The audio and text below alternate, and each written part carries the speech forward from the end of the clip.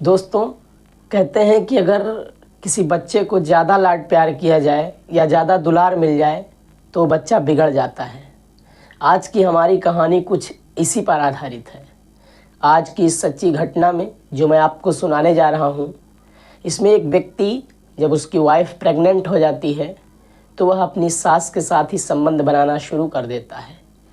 और जब इस अनैतिक संबंध के बारे में उसके पड़ोसी को पता चलता है तो वह उसकी सास से कहता है कि तुम अपने दामाद को ही खुश करती रहोगी, मुझे भी मौका दो। और फिर वह पड़ोसी भी उस महिला के साथ अवैध संबंध बनाता है और उसके बाद एक ऐसी घटना को अंजाम दिया जाता है जिसे सुनकर आपके पैरों के तले ज़मीन खिसक जाएगी। आदाब, नमस्कार, सत श्री अकाल, प्रणाम। मेरा नाम है कुणाल और आपका बहुत बहुत स्वागत है हमारी आज की सच्ची घटना के एक और एपिसोड में। उम्मीद करते हैं कि आप और आपकी पूरी फैमिली स्वस्थ और मस्त होगी, अपना और अपनों का ख्याल रख रही होगी। दोस्तों, वीडियो में आगे बढ़ें उससे पहले आपसे एक छोटा सा रिक्वेस्ट है कि आप इस चैनल को सब्सक्राइब कर लीजिएगा, वीडियो को लाइक कर दीजिएगा, क्योंकि जब आप हमारा चैनल सब्सक्राइब करते हैं तो हमें आप सपोर्ट करते हैं और इससे हमारा हौसला बढ़ता है ताकि हम आपके लिए कुछ नई नई कहानियाँ जो सच्ची घटनाएं हैं वो आपके सामने रख सकें, आपको इन घटनाओं से रूबरू करवा सकें ताकि आप अपना और अपनों का ख्याल रख सकें। दोस्तों, इस कहानी की शुरुआत होती है उत्तर प्रदेश के मिर्ज़ापुर में, जहाँ पर एक परिवार रहता था। उस परिवार में एक माँ और उसकी दो बेटी।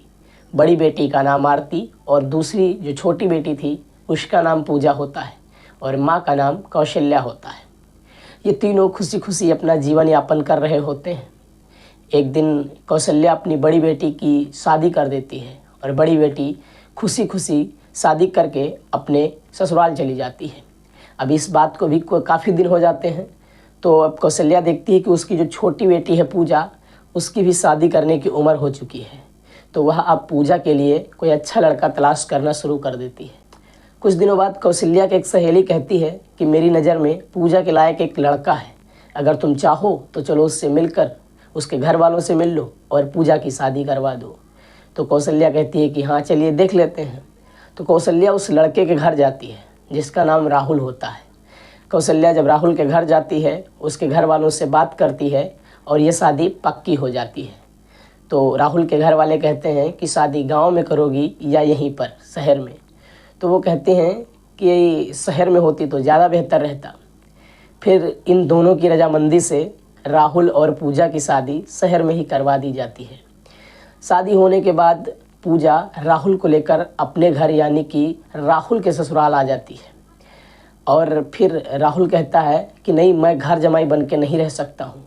तो पूजा कहती है कि नहीं, तुम्हें तो यहीं रहना पड़ेगा क्योंकि मेरे कोई भाई नहीं है। तो राहुल कहता है कि नहीं, मैं यहाँ नहीं रह सकता। तो उसकी सास उसे काफ़ी समझाती है, यानी कौशल्या उसे काफ़ी समझाती है। तो कहता है ठीक है, लेकिन मैं एक बार अपने मम्मी पापा से तो बात कर लूँ। तो उसके मम्मी पापा वहीं होते हैं। वो अपनी मम्मी पापा से बात करता है और कहता है कि क्या शादी से पहले आपने इनको बताया, आपसे इन्होंने पूछा था कि राहुल यहीं पर रहेगा? तो वो कहते हैं हाँ, मुझे पता था और तुम्हें यहीं रहना पड़ेगा।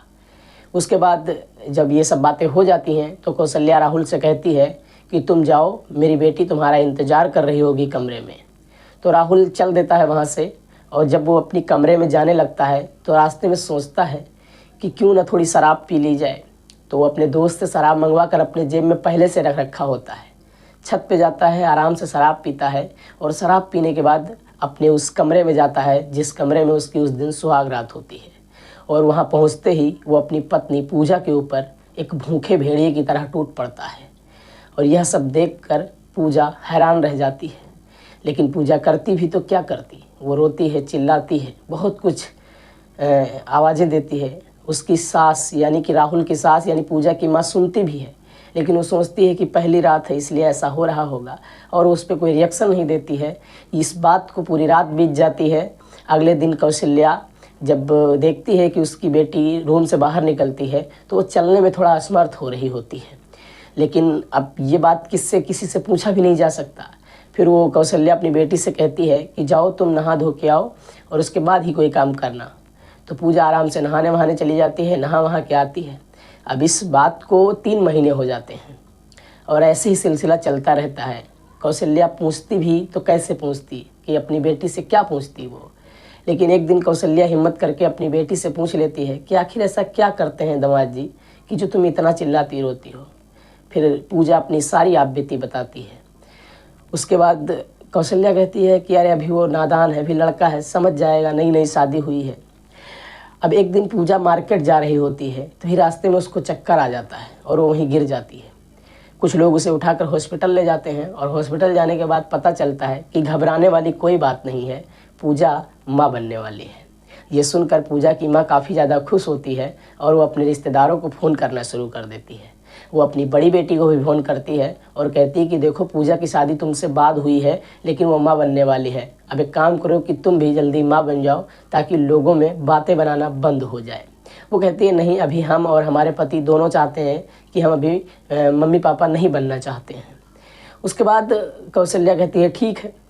अब जब 3-3.5 महीना हो जाता है उसके प्रेगनेंसी को कंसीव किए हुए, तो राहुल एक दिन अपनी पत्नी के पास जाता है दारू पीकर, शराब पीकर, और कहता है कि मुझे वो सब कुछ करना है।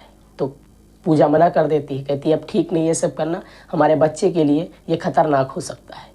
लेकिन राहुल पूजा को 2-4 थप्पड़ भी मारता है, गालियाँ भी देता है और वो फिर भूखे भेड़िए की तरह उस पर टूट पड़ता है और वो सब कुछ करता है। फिर अगले दिन पूजा अपनी माँ को ये सारी बातें बताती है तो उसकी माँ कहती है कि बेटा ये कल से अगर राहुल कमरे में आए तो तुम अंदर से कुंडी बंद कर लेना। अब पूजा यही करती है। अगले दिन जब राहुल बाहर से कहीं से आता है शराब वराब पीकर, तो पूजा अंदर से कुंडी बंद कर लेती है। अब कुंडी बंद कर लेती है, राहुल बहुत दरवाज़ा खटखटाता है लेकिन पूजा दरवाज़ा नहीं खोलती है। तो वह सीधा अपने सास के कमरे में जाता है और सास के बगल में जाकर लेट जाता है। अब वो शराब के नशे में भी था। धीरे धीरे वो अपने सास के साथ उसको अवैध तरीके से छूना शुरू कर देता है और धीरे धीरे अपनी सास को अपनी बाहों में जकड़ लेता है और उसके साथ अवैध संबंध बनाने की कोशिश करता है। उसकी सास उसे रोकती है लेकिन अब वो कुछ नहीं कर सकती थी, क्योंकि वो कहता है कि मुझे ये करना ही है, तुम नहीं करोगी तो तुम्हारी बेटी करेगी। अब सास उसकी करती भी तो क्या करती, हल्ला मचाती तो दामाद की बदनामी होती, बेटी को बुलाती तो बेटी से उसकी माँ पे भरोसा उठ जाता। अब वो कुछ नहीं कर सकती थी, अब उसको सिर्फ वही करना था जो राहुल चाहता था। फिर उन दोनों के बीच में ये अवैध संबंध बनता है और ये ऐसे चलता ही रहता है। धीरे धीरे गर्मियों के दिन आ जाते हैं तो एक दिन कौशल्या छत पे सोने जाती है और राहुल जब रात को लौट के आता है तो जाता है और सीधा अपने सास के पास जाता है छत पर और संबंध बनाना शुरू कर देता है। इसी बीच उसका पड़ोसी अपने छत पर टहल रहा होता है और वो देख लेता है कि राहुल अपने सास के साथ संबंध बना रहा है और जब इस चीज़ को देखता है तो वह अपने मोबाइल में रिकॉर्ड कर लेता है और रिकॉर्ड करके चुपचाप रख लेता है। फिर एक दिन जब ये जो होती हैं कौशल्या, ये जब जा रही होती है मार्केट और वो पड़ोसी मिलता है तो दिखाता है उनको वीडियो, कहता है कि देखो। तब कौशल्या के पैरों के नीचे से ज़मीन खिसक जाती है और उसके सामने वो मिन्नतें करने लगती है कि प्लीज़ इस वीडियो को मेरी बेटी तक मत पहुंचाना या किसी और के पास मत देना। तो कहता है ठीक है, मैं ये वीडियो किसी को नहीं दूंगा और ना ही किसी को दिखाऊंगा, बस तुम वही करना मेरे साथ जो अपने दामाद के साथ करती हो। अब कौशल्या के पास और कोई दूसरा ऑप्शन भी नहीं था। वो मान जाती है और कहती है कि तुम रात में आ जाना और जो तुम चाहते हो जाएगा। अब रात को करीब 9:30-10 बजे उसका पड़ोसी उसको फ़ोन करता है और कहता है कि तुम तैयार रहना, हम आ रहे हैं। अब उसका पड़ोसी उसके साथ छत पर आता है संबंध बनाने के लिए और वो दोनों जब संबंध बनाना शुरू करते हैं तभी राहुल आ जाता है और राहुल जब इन दोनों को संबंध बनाते हुए देखता है तो गुस्से में आ जाता है और वह वहीं पड़ी एक भारी चीज़ उठाता है और उस पड़ोसी के सर पर दे मारता है।